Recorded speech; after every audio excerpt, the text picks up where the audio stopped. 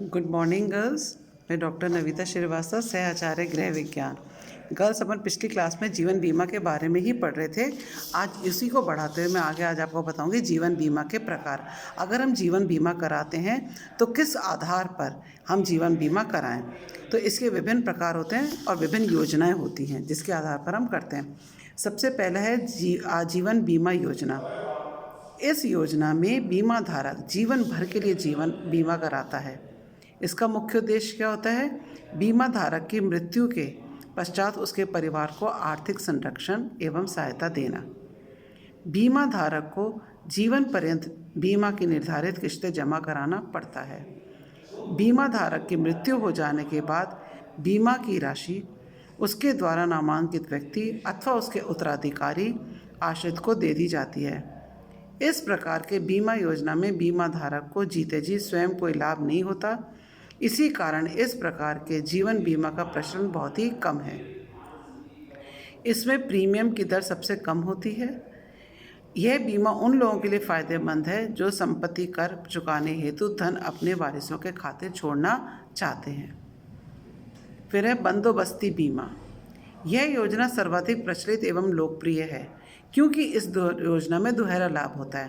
पहला, यदि समय पूर्व बीमा धारक की मृत्यु हो जाती है तो समस्त धनराशि उसके उत्तराधिकारी वारिस या आश्रित को मिल जाती है, चाहे बीमे की पूरी किश्त चुकाई गई हो या नहीं। और यदि बीमा धारक जीवित है तो अवधि पूर्ण होने पर बीमे का लाभ उसे मिल जाता है। इस प्रकार वह व्यक्ति स्वयं भी बीमे का लाभ उठा सकता है और परिवार को आर्थिक सुरक्षा भी प्रदान की जा सकती है। इस योजना में बीमा एक निश्चित अवधि के लिए कराई जाती है। बीमे की किश्त की राशि आजीवन बीमा योजना की अपेक्षाकृत कुछ अधिक होती है। बीमा करवाते समय बीमा की अवधि इस प्रकार निश्चित की जाती है ताकि बीमे की अंतिम किश्त चुकाने का समय और बीमा धारक के सेवानिवृत्ति की तिथि साथ साथ पड़े। फिर है सीमित भुगतान आजीवन बीमा। इन बीमा योजना से परिवार को आर्थिक सुरक्षा मिलती है। बीमा धारक की मृत्यु के पश्चात बीमे की संपूर्ण राशि समस्त देय लाभों के साथ उसके उत्तराधिकारी को दे दी जाती है, परंतु इस बीमे का लाभ स्वयं बीमा धारक नहीं उठा सकता। इस बीमा योजना की विशेषता यह है कि बीमा धारक को जीवन पर्यंत बीमे की किश्त नहीं भरनी पड़ती है, बल्कि किश्त अदा करने की निश्चित अवधि निर्धारित कर दी जाती है। इस निश्चित अवधि तक बीमा धारक की मृत्यु होने के उपरांत ही बीमित धन उसके उत्तराधिकारी को मिल जाता है। यह योजना लाभ रहित या लाभ सहित भी हो सकती है। फिर है संयुक्त जीवन बीमा बंदोबस्ती योजना। इस योजना में दो व्यक्तियों का बीमा एक साथ संयुक्त रूप से कर दिया जाता है। वे दो व्यक्ति सामान्यतः पति पत्नी होते हैं। बीमे की अवधि निश्चित होती है। पति पत्नी के बीमे की स्थिति में यह अवधि 25 वर्ष से अधिक के लिए नहीं की जाती। बीमे की किश्त की राशि कुछ अधिक होती है क्योंकि जीवन बीमा को एक ही प्रीमियम पर दो व्यक्तियों के जीवन की जिम्मेदारी वहन करनी होती है। बीमे की संपूर्ण राशि निश्चित अवधि पूरी होने के पश्चात दे दी जाती है। यदि दो बीमा धारकों में से किसी एक की मृत्यु पहले हो जाती है तो बीमे की समस्त राशि उसे बीमा धारक को मिल जाती है जो उस समय तक जीवित रहता है। यह योजना लाभ सहित एवं लाभ रहित दोनों प्रकार की होती है। इस प्रकार की अन्य नवीनतम योजनाएं वर्ष 1985 से चालू की गई है। ये हैं जीवन साथी या जीवन मित्र। जीवन मित्र पॉलिसी में कोई भी दो मित्र मिलकर संयुक्त रूप से जीवन बीमा करवा सकते हैं। फिर फिफ्थ है दो बंदोबस्ती पॉलिसी। यह योजना विशेषकर शारीरिक रूप से अपंग, विकलांग या असमर्थ लोगों के लिए शुरू की गई है। शारीरिक असमता एवं विकलांगता के कारण वे बीमे से अन्य प्रकार का लाभ नहीं उठा पाते हैं, अतः यह बीमा योजना उनके लिए काफ़ी लाभप्रद है। इस योजना में अवधि एवं बीमे की राशि निश्चित कर दी जाती है। यदि उस निश्चित अवधि तक बीमा धारक जीवित रहता है तो उसे बीमे की मूल राशि का दुगना धन प्राप्त होता है। यदि किन्हीं कारणों से उसकी आकाश में मृत्यु समय से पूर्व हो जाती है तो पूरे परिवार को केवल बीमा की गई धनराशि मिलती है। इसमें प्रीमियम की रकम कुछ अधिक देनी पड़ती है।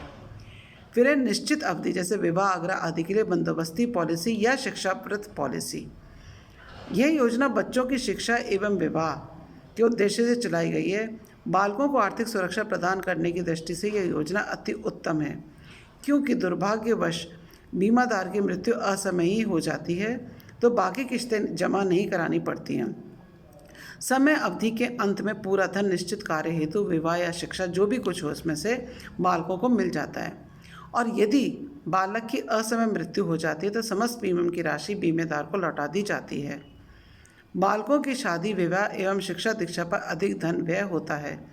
ऐसी परिस्थिति में यदि परिवार के पास एकत्रित धन नहीं होता तो उसे काफ़ी कठिनाइयों का सामना करना पड़ता है और परिवार को ऊंचे ब्याज दर पर ऋण लेना पड़ता है।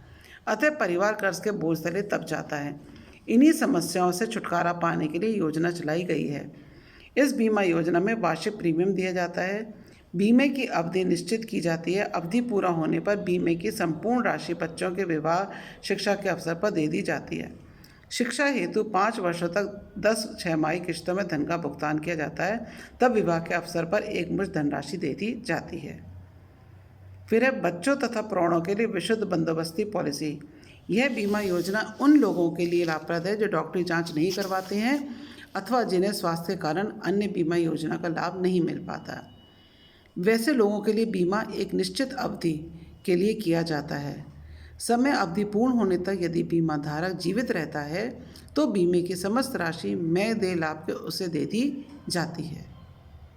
मगर यदि उसकी मृत्यु हो जाती है तथा बीमे की उतनी ही राशि उसके आश्रित या उत्तराधिकारी को दे दी जाती है जितना कि बीमादार ने जमा